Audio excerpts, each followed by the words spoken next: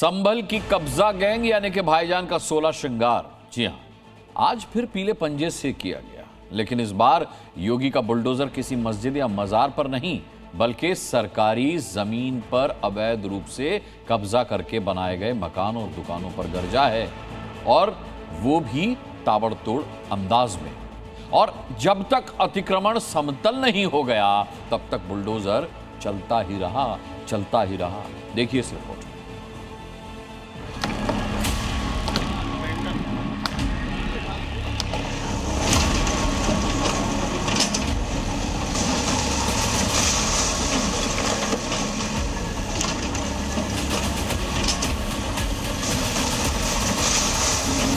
आपको इस बात के लिए आश्वस्त करता हूं, कब्जा कोई भी करेगा किसी भी स्मारक पर, किसी भी पौराणिक स्थल पर, वो कोई भी होगा, उसको छोड़ूंगा तो नहीं।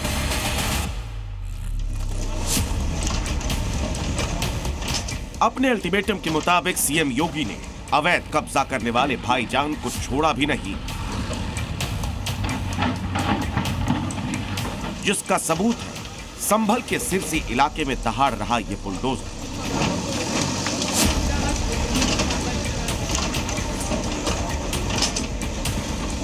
एक बार फिर संभल में सरकारी जमीन पर कब्जा कर बनाए गए अवैध निर्माण को पीले पंजे ने अपने विध्वंसक प्रहार से धराशायी कर दिया। संभल के अलग अलग इलाकों में लगातार ध्वस्तीकरण की कार्रवाई की जा रही है और आज नंबर है सिरसी में। सिरसी में तकरीबन 16 मकान ऐसे हैं जो सरकारी ज़मीन पर बने थे। उनमें से सभी मकानों को चिन्हित किया गया, नोटिस दिया गया, जिनमें 4 मकानों के ध्वस्तीकरण की कार्रवाई आज की जा रही है। हालांकि जो बचे हुए लोग हैं वो कोर्ट चले गए और कोर्ट से अभी मामले का निस्तारण नहीं हुआ है। लिहाजा ये जो 4 मकान हैं जिन्हें शुक्रवार को ये लोग कोर्ट से केस हारे, जिसके बाद अब कार्रवाई लगातार तेज की जा रही है। संभल के सिरसी इलाके में मियां भाई ने सरकारी जमीन को न सिर्फ हड़प रखा था, बल्कि उस पर अवैध तरीके से मकान दुकान भी बना रखी थी।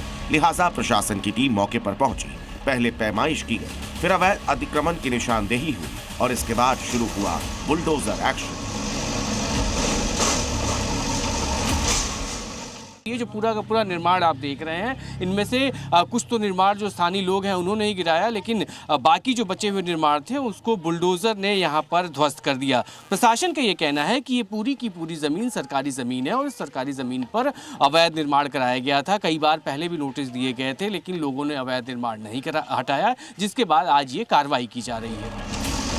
खाद के गड्ढों की सरकारी जमीन पर अवैध कब्जा कर बनाए गए मकानों को ध्वस्त करने के लिए प्रशासन ने करीब 8 लोगों को नोटिस जारी किया, जिन्होंने 810 वर्ग मीटर जमीन पर कब्जा किया था।